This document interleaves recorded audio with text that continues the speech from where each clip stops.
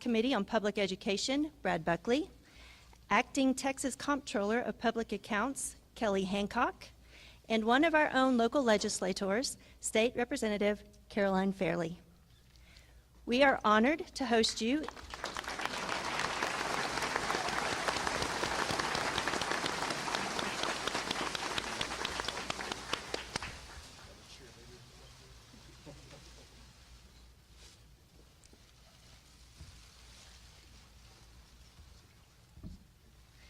We are honored to host you in Amarillo ISD, and we are excited for you to see our school district. We have many reasons to be proud. Our 29,000 students fill our schools with energy, excitement, and a love of learning each morning. Our parents are deeply engaged in student success on campus and at home, and our teachers and staff pour their hearts and their energy into their work, whether they are teaching a class, caring for students in the health room, serving lunch in the cafeteria, or cleaning our campuses after everyone else has gone home for the night. All of our employees contribute to the education of our students, and we are grateful for them. As a public school district, we welcome every student, and we understand that each student has unique needs. Our commitment to innovation is exceptionally evident right here at Amtech Career Academy, one of the crown jewels of our school district and the only campus of its kind in the Panhandle. This campus serves students who are creating their own future. It allows them to plug into their passions, everything from technology to medical arts to business to construction and manufacturing. It is one shining example of how we provide choice for our students and families within AISD. Our district has taken action over the past year to prohibit cell phones during instructional time. The results have been positive. We have seen how our policy has helped students to focus on learning while at school and supported our teachers to manage their classrooms better. Representative Fairley, congratulations on your bill. We are eager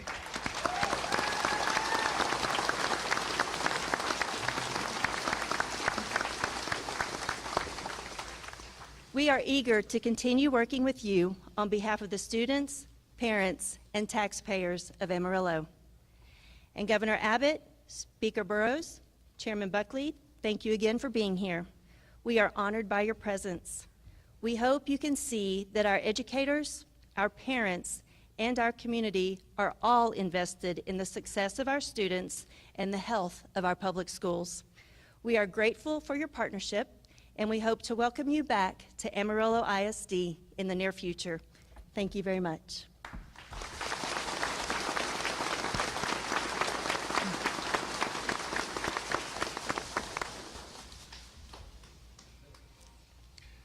Listen, I want to thank you for your kind words, and I want to thank everybody for being out here today. We are here today to sign several pieces of legislation that Representative Fairley had a pivotal role to play in. Before I get to that, however, let me mention two other topics. One is, some of you may know that over the past couple of days, the state of Texas has issued weather warnings for this region to expect maybe heavy rainfall, maybe even some hail later on today. Monitoring the weather on my way in, it looked like the storm was headed this way. It was around in the northern New Mexico, northeast New Mexico area. There is some heavy rain down in the Lubbock region as we speak, and later on today. Bottom line is this. When we see what can happen with weather, we don't take any chances. We want to be prepared. The Texas Division of Emergency Management has provided water rescue boats and other equipment to all the various regions across the entire state of Texas that could be impacted by heavier rain here in the coming 24 to 48 hours, including in the greater Amarillo area. As we've seen with other weather events like what happened down in the Kerrville area, it's hard to predict precisely where the weather may hit. So we can station resources in advance in the Amarillo area, knowing that we will be able to get them immediately to whatever area may be heavily affected. Along those lines, also, it's very important to point out that Speaker Burrows, as well as members of both the House and the Senate, had hearings in Kerrville yesterday to address the ongoing needs of everybody affected by the floods, not just in that region, but also the deadly floods that occurred in central Texas, ranging all the way up to San Angelo, Texas. This is a flood episode of the most extreme proportions, meaning the worst ever in the history of the state of Texas, especially as it concerns the number of lives lost. And we are working on legislation as we speak right now in a special session to make sure that the needs of all of those people affected by those floods are going to be addressed, but while doing so, also make sure that the needs of emergency response in every region going forward will be met also. It was Kerrville this year. It could be Amarillo next year. We don't know. What we do know is this: we have to be prepared. Second thing I want to talk about generally, and then I will plug in legislation that Representative Fairley was heavily involved in. I'm the only governor in the history of Texas to talk about Texas working to become ranked #1 in educating our children.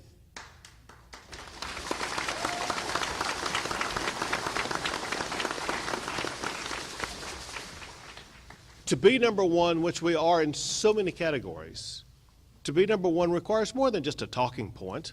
It requires far more than just an aspiration. It requires detailed strategies and then working to achieve those strategies. And there are several components of that, some of which we passed during the session.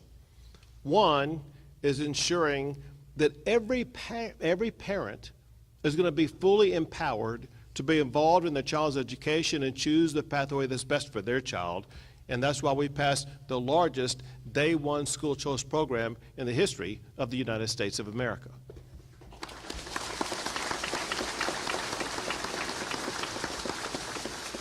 The leader of that was Brad Buckley right over here. Brad, why don't you step forward a little bit and wave your hand, let them see who you are. But I'm calling on you again right now because school choice is a component of part of the puzzle pieces to make sure we become #1. Another component is to make sure that our public schools are fully funded. And we achieve that goal by providing more than $8 billion to fully fund our public schools this past year. And again, Representative Brad Buckley was the chair and leadership of that effort. And then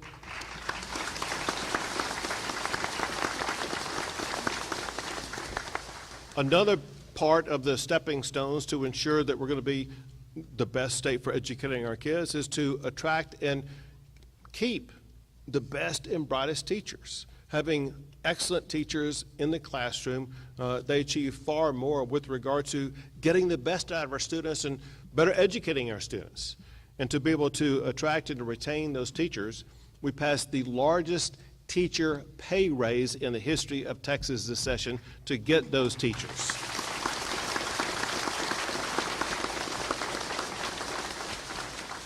And then there's another part that is so important to the future of education, but so important to the future of the United States of America. And that is education programs like AmTech Career Academy.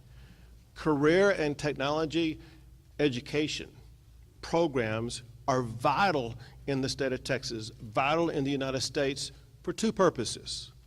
One, they are so important to the students. A lot of students want to go on to a four-year college, but a four-year college is not right for everybody. What a lot of students realize when they're in high school, they realize that they really like a certain area of career and technology that is going to lead to a very good paying job. It could be a welding job, an electrician job, or it could be a job fixing automobiles. Like I saw before coming in here, I got kind of a tour of some of the things that were going on in this college. But there's something else going on that's sweeping across the world as we speak right now that raises a lot of concerns among a lot of people about what's going to happen to all these jobs. And that issue is artificial intelligence, advanced technology. there are some stories that, in my opinion, that they provide false information about what it's going to do to jobs. They talk as though it's going to eliminate jobs, which it will eliminate some, but in the aggregate, it's going to add more jobs. Let me give you one quick example and then a detail. The one quick example is this.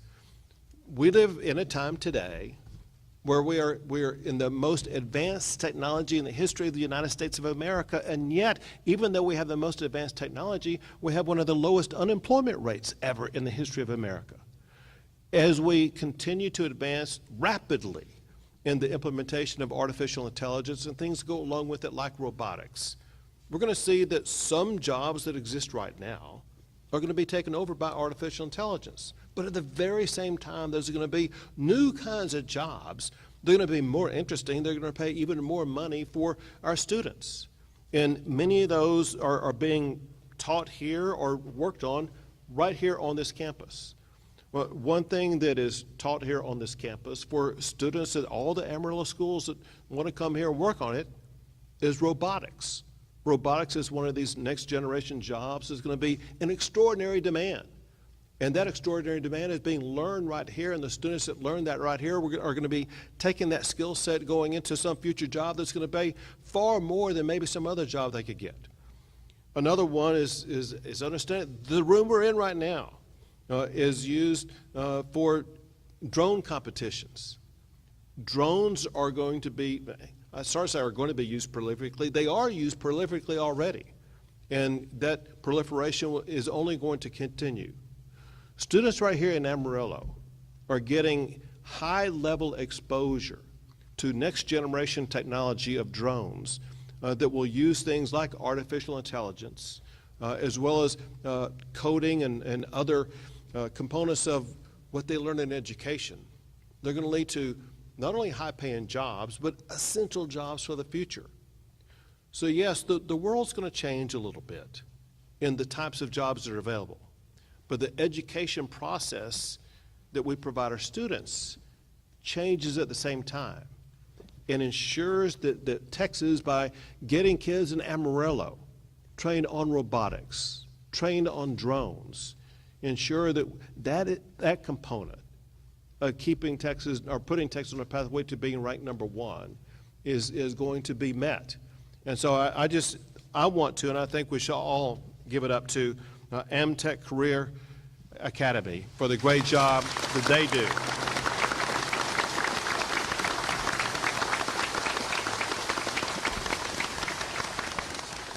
We also have with us today someone who was a senator at the time that the legislation we're about to talk about went into place.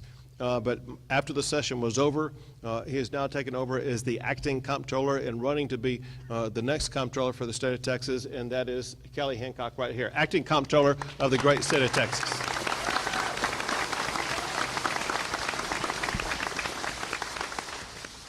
Now to this legislation. And again, to keep it in the same context I was talking about what Texas needs to do to be on the pathway to rank #1 in education. And I listed several things required for that. Let me add one more. One more is that if we're going to be #1, it's going to require the undivided attention of our students in the classroom. Right now, the way that classrooms operate, the attention of our students is taken in a lot of different directions, in part because of the cell phone in their hand, in their pocket, in their purse, or whatever the case may be. Educators and researchers have raised concerns about the impact that smartphones have on student learning and student engagement. Teachers report that phones are a persistent source of distraction in the classroom.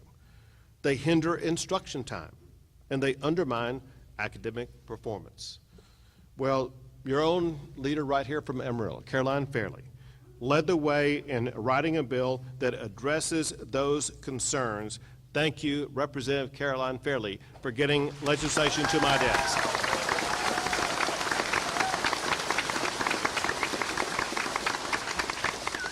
It is House Bill 1481 that she worked on along with I think Senator Creighton. Yes, sir. certain Creighton, and I'll say here shortly. Let me just briefly describe what it does, and we'll sign it here in a second. It requires all public schools to restrict cell phone use by students during the school day. It gives, however, school districts flexibility to establish policies that meet the unique needs of their particular district. We know in Austin, Texas, we can't pass a one-size-fit-all program that's going to work in Amarillo as well as McAllen at the same time. So we're giving a level of flexibility to Amarillo ISD to be able to make sure that they're going to be able to maintain policies that keep phones out of the hands of students during instruction time, but also knowing that certain parents will have needs, certain students will have needs, and the school may have certain needs, all of which the school board will be able to address. So once again, I want to thank Representative Fairley and Senator Creighton for their work on that bill, which I'll sign in 1 second. I'm going to sign two together. Another one is one that Representative Fairley also worked on. Also, it involves our children and phones, but addresses it from a different direction.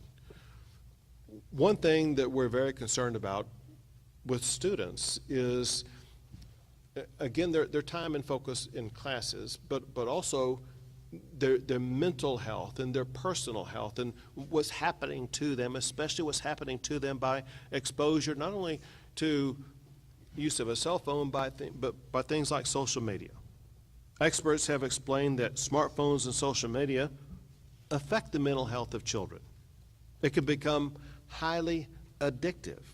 It can subject children to adult contact and even sexual exploitation.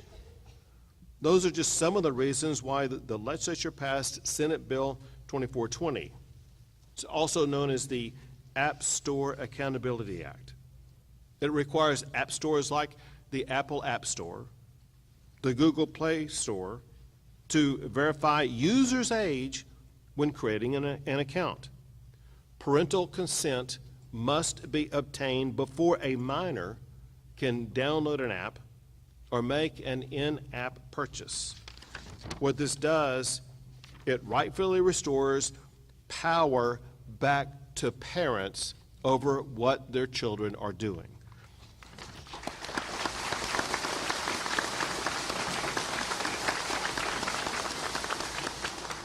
To give you a feel for how important this is, not just in Texas, but nationally, some of the groups that weighed in and said that we needed to get this bill passed included not just the Texas Medical Association, the Texas Pediatric Association, but also the National Center on Sexual Exploitation.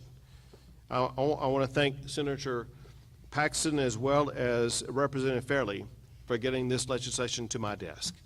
And now, let me sign these laws.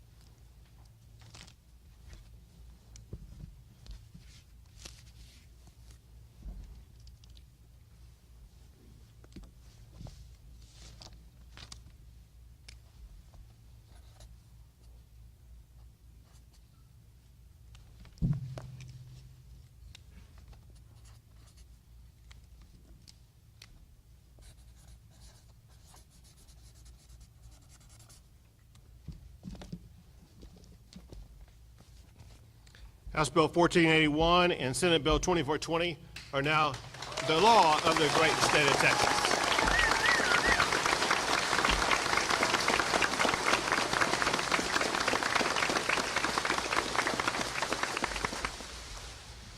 So these laws and so many others that made Texas a better state over the course of this session, including those laws that allowed Texas now to pass school choice, put Texas on a pathway to be ranked #1 in education, but so much more. They occurred this session, unlike other sessions, because we had the most effective speaker of the Texas House since during the entirety of my tenure as governor, and that is Speaker Dustin Burrows from Lubbock, Texas.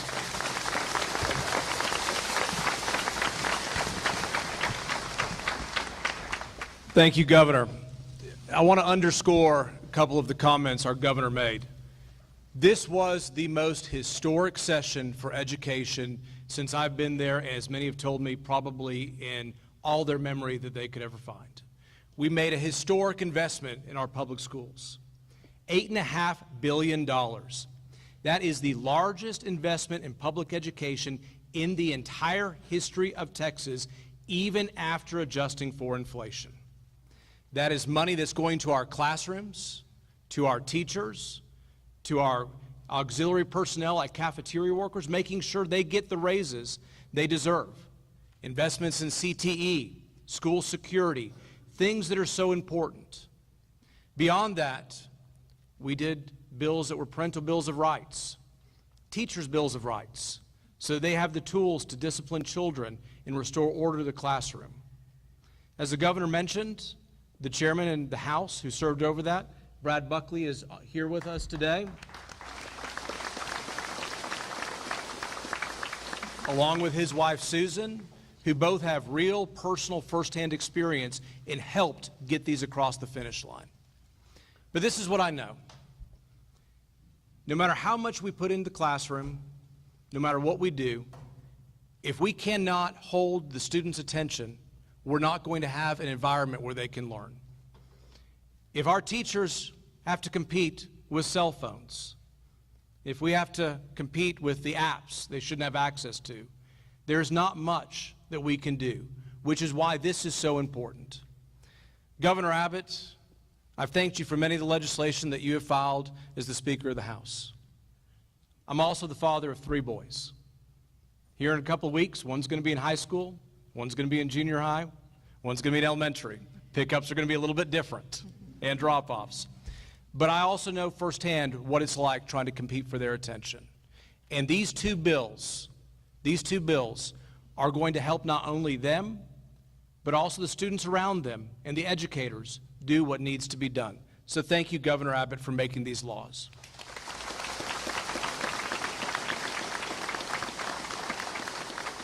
Let me brag on y'all's Representative Fairley. I know everybody in this room has gotten to know her and knows how lucky y'all are to have her.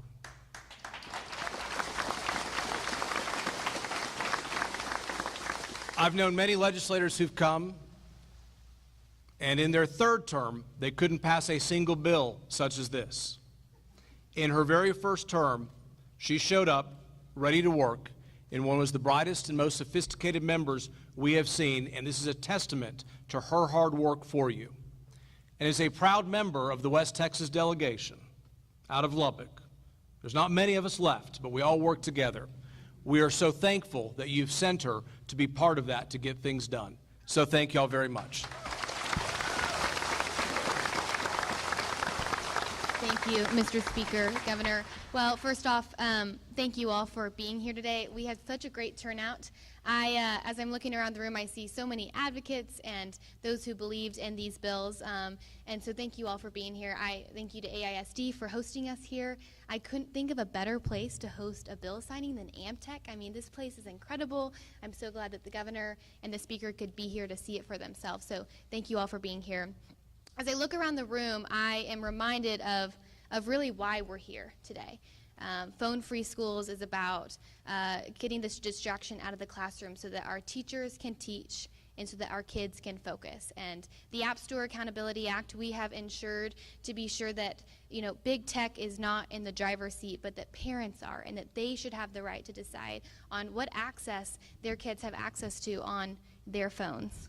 And more than anything, in this session, I have learned 2 things. One is that hard work, it pays off in Austin.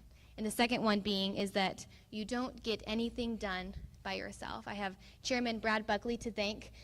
He is the chair of public education, and he allowed me graciously to lay out one of these bills and was really instrumental in the phone-free schools bill, in drafting the policy to be sure the language was practical and it made sense, and we allowed for local control, and was such a huge advocate. So thank you, Chairman Buckley.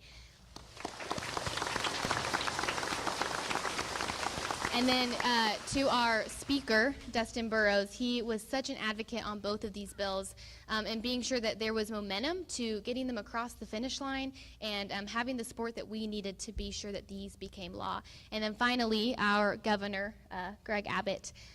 Y'all, there was a lot of outside and really a tremendous amount of pressure on the governor to not sign these bills. But let me make it clear that our governor, he made it clear that here in Texas, we prioritize our children over special interest.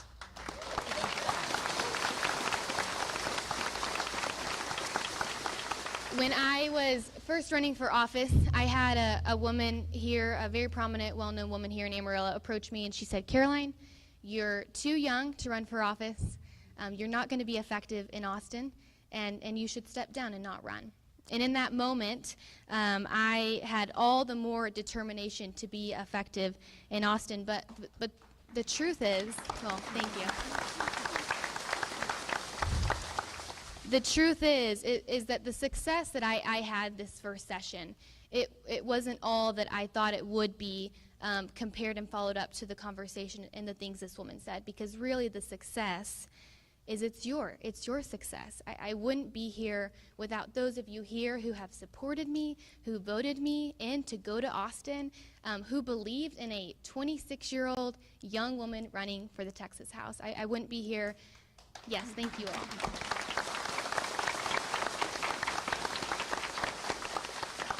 I would not be here without the many advocates.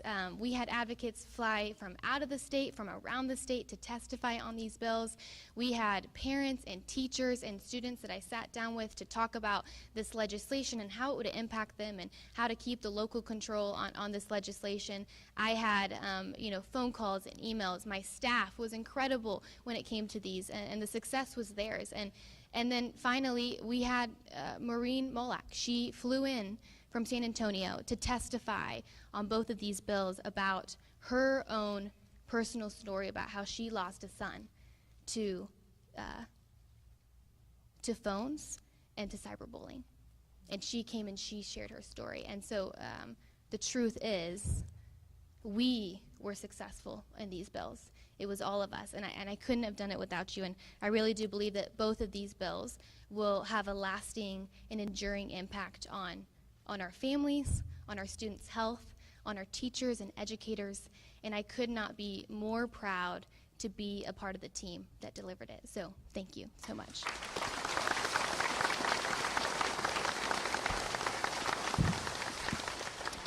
And now we have Melissa Denny. Thank you. As I get to speak today to you as a teacher in AISD who experienced our cell phone policy last year, I was very excited for that, because what an off in the way or out of sight, out of mind policy does is it allows kids to be what they're supposed to be. It frees them to be what they're supposed to be in the moment, and that's kids. It allows them to, in the learning environment, to be a student. They're empowered to do that. There's nothing else that is the distraction, and we know it's a distraction. I'm looking at some of you guys on your phones. Just saying. All right. So what I experienced in class is that the kids were able to not only listen to instruction, but also listen to their peers. Because in a learning environment, it's not about just what the teacher says. It's about what their peers are saying, the questions that they're asking, the comments that they're giving, the clarifications that they're getting, the interaction that they're getting. And when I'm able to sit next to someone and interact interpersonally with them as a student, without that distraction, because it is a distraction. That buzz in my pocket or that buzz under my leg, they put their phones under their leg, makes me want to know what's going on, or that flashing light, or the music in my ear. I'm not engaging fully with the people that I'm sitting with and working with. I'm able to collaborate when I put that phone away and it's off and it's not even a part of what I'm thinking about. I'm able to collaborate, communicate, solve problems with people, run ideas by each other, do group projects where we're fully engaged with that and we're not on our phone trying to find the answer, but we're talking as a group. I teach speech, but that goes toward every classroom the children need to be speaking to each other and interacting with each other and listening to the teachers. A lot of people think, well, it will be difficult to put that policy into place. And with anything, when there's a routine or a procedure that you have, it takes a little bit of work. But I think teachers are willing to do that because we will see that the impact. What I saw is that students got more of their work done in class where I could be there to help them or their peers could help them. And they weren't just taking it home because they spent, you get on your phone to just check that snap and you go, oh, well, I've got to do the threads. The children got to take care of those things or the texts. And then they've spent 30 minutes on their phone instead of using that class time wisely. So even though there are a lot of things that people go, well, what if this, what if this, what if this? Those are the things we work out in the classroom. And that's what teachers have been doing all along, is working out all those policies and procedures and routines in the classroom. And it worked last year. And I think what will be an end result of that is it's a really good thing for our kids. Thank you.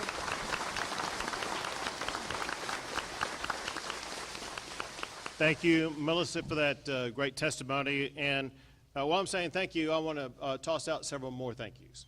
One is, let's give it up for all the students who are here. As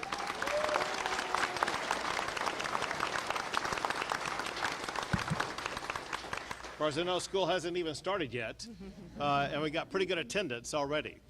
Also, I know arrayed around the room are a lot of local elected officials at a lot of different levels, as well as local public servants who may not be elected but are still serving to make this region far better. Thank you for your service. Thank you for being with us here today.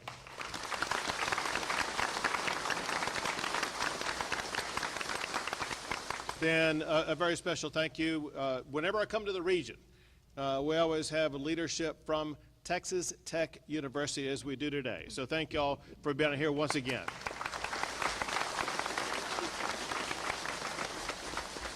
With that, we'll be happy to take a few questions. Let's do the press first. I'll come back to you in a second.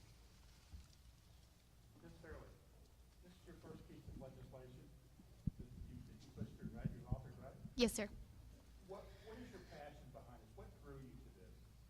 That's a great question. Those of you who didn't hear, he asked, this is your first piece of legislation. What drew you to focus on these bills? So I would say a number of reasons. One, I am first Gen Z in the Texas House, and I grew up in the digital world and era and saw firsthand how devices can be positive and how they can be negative. And having that experience and also the wealth of knowledge that we have in the Texas House, there's a huge need and gap for, I believe, gearing up the next generation who are independent thinkers and aren't distracted by these smart devices. And I don't know if any of you have read The Anxious Generation as well, but Jonathan Haidt, this was a legislative idea he came up with that was really practical. 7 other states have passed this bill, and so that was where this idea originated.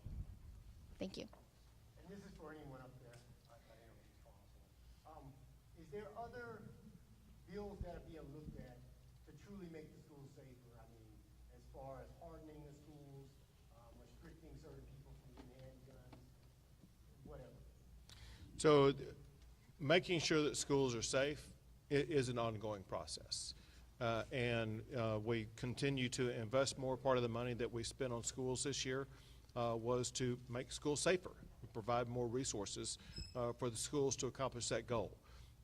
We have an obligation to make sure we make schools as safe as possible. I will tell you something interesting that has surfaced here in the past few months, and that is a new tool that's very effective that we look forward to attempting to deploy sometime either this year or maybe next year, and that is the use of drones to make schools safer. And so maybe drones that are made right here at this location could be deployed to make Amarillo schools a whole lot safer. But as technology continues to evolve, it is a far more effective tool at a lower cost to make schools safer. And we will never relent or let up in ensuring that our schools are as safe as they can be. Governor Abbott, how does this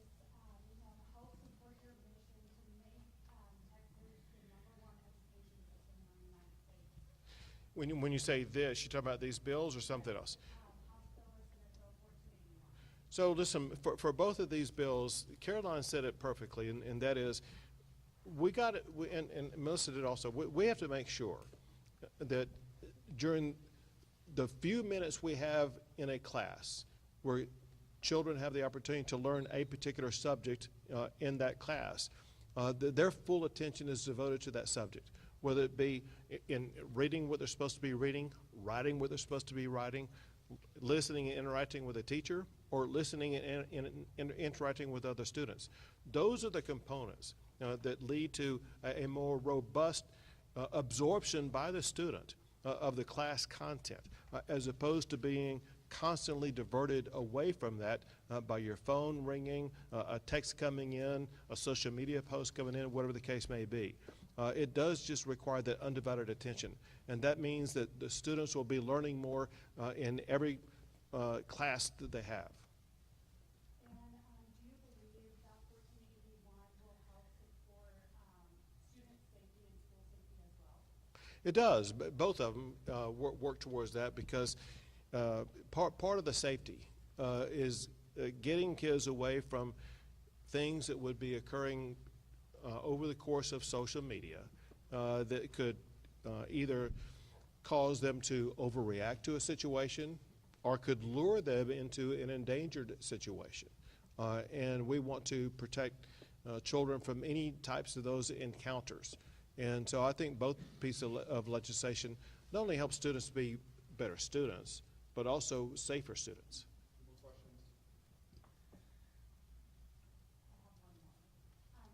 Fairley, why do you think it's so important to give our local school districts, the power to determine their own policies under this 1481 bill?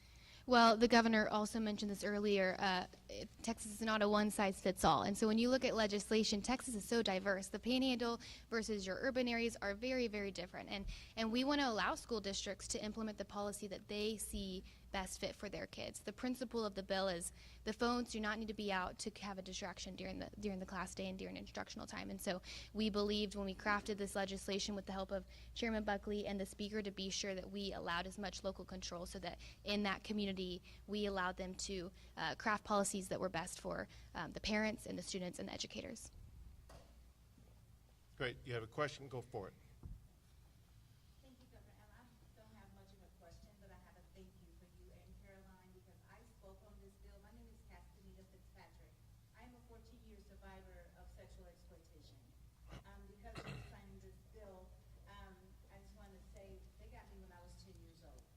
So when I went to the senator and I went and spoke on the bill and testified on this bill, and I know there's a lot of children in this room, but I am what your child can become. So I want to thank you, Governor, for protecting our children, because I don't want another child to have to go through what I went through at the age of 10 years old, and I was out there for 31 years. And I thank you, God. I'm glad to be in this room, and I want to give you a personal gift, you and Caroline. It's a copy of my book. It's called 31 Years Together.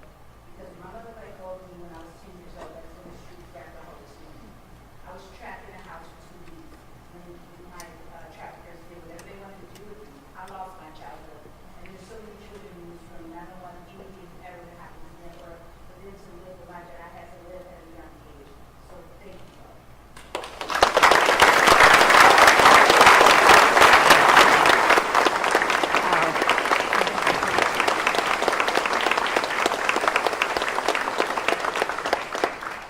She highlighted something that we talked about but must be doubled down on. When a child goes onto a social media site, when they start chatting with someone, it may seem like it's harmless. It may almost seem like they're developing a friend. But it could be that it really is a predator. Predators are so savvy, and they can suck a young child into a compromised situation that child may not be able to get out of. And I wish you were the only example of the story that existed. But the fact of the matter is, you well know, there are so many others like you who got trapped into a situation beyond their control, especially at a young age. Thank you for your testimony. Thank you for what you did in the session to help this bill become a reality. Thank you all. God bless you all. And God bless our great state.